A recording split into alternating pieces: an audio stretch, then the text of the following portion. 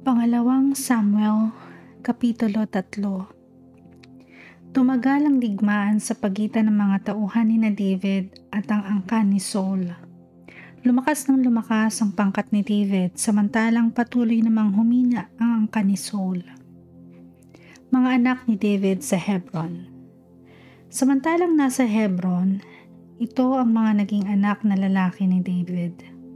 Ang panganay ay si Amnon na anak niya kay Ahinoam, si Keliab, ang sumunod na anak naman niya kay Abigail, ang balo ni Nabal. Ang ikatlo'y si Absalom na anak kay Maaka, na anak ni Talmai na hari ng Gesur. Si Adonias ang ikaapat, anak niya kay Haggith. Ang ikalamay si Sephatias, anak niya kay Abital. Ang ikaanim ay si Itream, anak niya kay Egla. Ang mga ito ang naging anak ni David sa Hebron. Ang kasunduan ni Abner at David. Habang naglalaban ang mga pangkat ni Saul at David, si Abner ang kinilalang pinuno ng mga tauhan ni Saul. Minsay pinagsabihan ni Isboset si Abner, "Bakit mo sinisipingan si Rizpa, ang anak ni Aya, ang asawang lingkod ng aking ama?" Nagalit si Abner sa sinabing ito ni Isboset at sumagot siya, "Anong palagay mo sa akin, isang taksil? Isang lihim na tauhan ng Juda? Hanggang sa araw na ito ay tapat ako sa sambahayan ng iyong amang si Saul, sa kanyang mga kapatid at mga kaibigan. Maging ikaw ay hindi ko ipinagkanulo kay David. Bakit pagbibintangan mo ako sa babaeng ito? Saksi ko ang Diyos, tulungan sana niya ako upang maisakatuparan ang pangako ni Yahweh kay David, na maalis ang kaharian mula sa sambahayan ni Saul at may tatag ang paghahari ni David sa Juda, mula sa Dan hanggang Beersheba." Hindi nakasagot si Isboset dahil sa takot kay Abner. Nagpadala si Abner ng mga sugo kay David sa Hebron at ito ang ipinasabi, "Kanino nga ba ang lupaing ito? Makipagkasundo ka sa akin at tutulungan kitang mapasa iyo ang buong Israel." "Mabuti," tugon ni David. "Papayag ako sa isang kondisyon. Hindi ka muna makikipagkita sa akin hanggat hindi mo nadadala rito si Mikal na anak ni Saul. Samantala, nagpadala rin si David ng mga sugo kay Isboset at ito naman ang ipinasabi, "Dalin mo sa akin si Mikal, ang napangasawa ko bilang kapalit ng 100 balat ng pinagtulian ng mga Filisteo."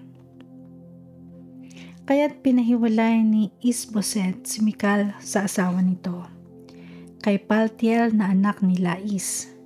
Sumama si Paltiel hanggang Bahurim at habang daay umiiyak. Ang lalaki pinabalik ni Abner at hindi ito nakatutol. Nilapitan ni Abner ang pinuno ng Israel at sinabi, "Matagal nang hinahangad ninyong maging hari si David.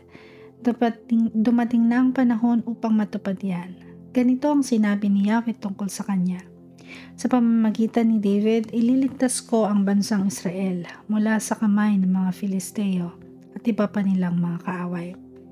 Kinausap din ni Abner ang lipi ni Benjamin. Pagkatapos nagpunta siya sa Hebron at sinabi kay David ang pinagkasundoan ng mga Israelita at ng lipi ni Benjamin. Nang tanggapin ni David si Abner, may kasama itong 20 tauhan. Hinandugan niya ito ng isang salo-salo.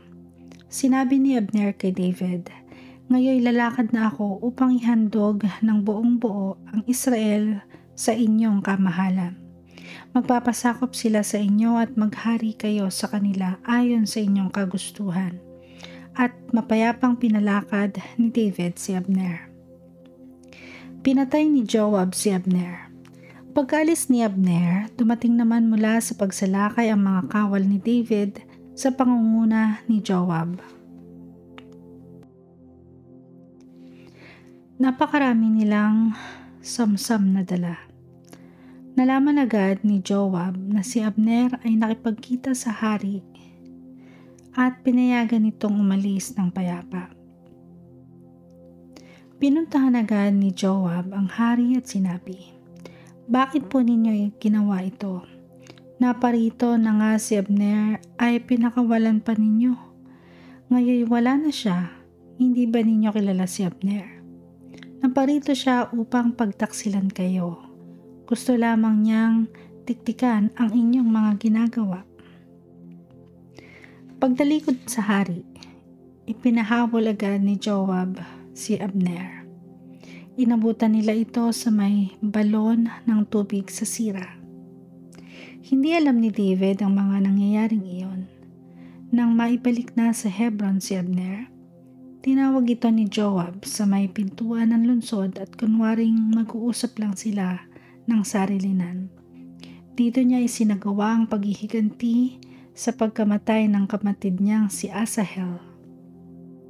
Sinaksak niya sa tiyan si Abner at ito'y namatay. Nang mabalitaan ito ni David, sinabi niya, "Ako at ang aking kaharian ay walang sagutin sa harap ni Yahweh sa pagkamatay ni Abner. Dapat itong panagutan ni Joab at ng kanyang sambahayan. Ang kanyang sambahayan sana'y huwag mawalan ng mga baldado. May sakit na tulo, sakit sa balat, na parang ketong, mapapatay sa labanan o mamamatay sa gutom." Ngunit sa ganong paraan, ginantihan ng magkapatid na Joab at Abisai si Abner dahil sa pagpatay nito kay Asahel sa labanan sa Gibeon. Iniutos ni David kay Joab at sa lahat ng kasama nito na punitin ang kanilang mga damit at magsuot ng panluksa bilang pagdadalamhati sa pagkamatay ni Abner. Pati ang haring David ay nakipaglibing din nang si Abner ay libing sa Hebron. Umiyak ng malakas ang hari at ang mga taong bayan. Ganito ang awit pagluluksa ng hari. "O Abner, dapat ka bang mamatay gaya ng isang tulisan? Ikaw naman ay malayat, walang gapos ang mga kamay. Mga paa mo na may hindi natatanikalaan, ngunit ikaw ay namatay sa kamay ng mga tampalasan."